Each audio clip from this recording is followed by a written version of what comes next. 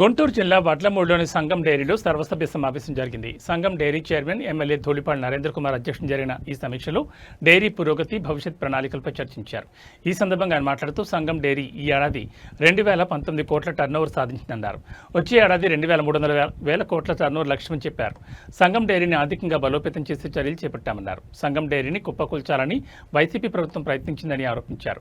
అనంతరం సంఘం డైరీ 2027కు 50 ఏళ్లు పూర్తి చేసుకుంటుందని, ఈ సందర్భంగా 50 ఏళ్ల ఉత్సవాలు ఘనంగా చేయాలని పాలకవర్గం నిర్ణయించినట్లు వెల్లడించారు.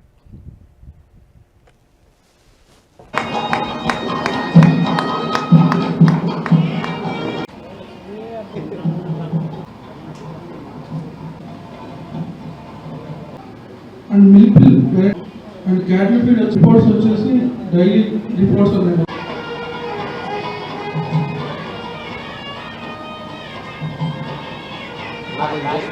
నాకు జరిగన్నా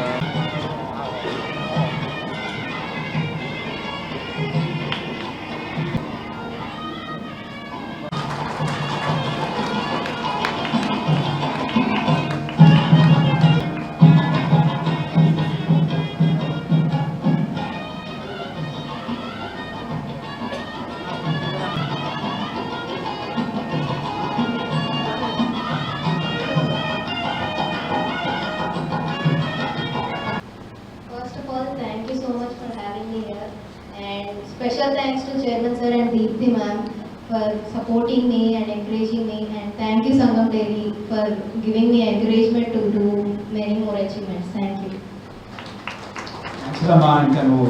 Purnarao garu, Kotta Ganesh Imports Society, Babu, Field Supervisor Vinukonda.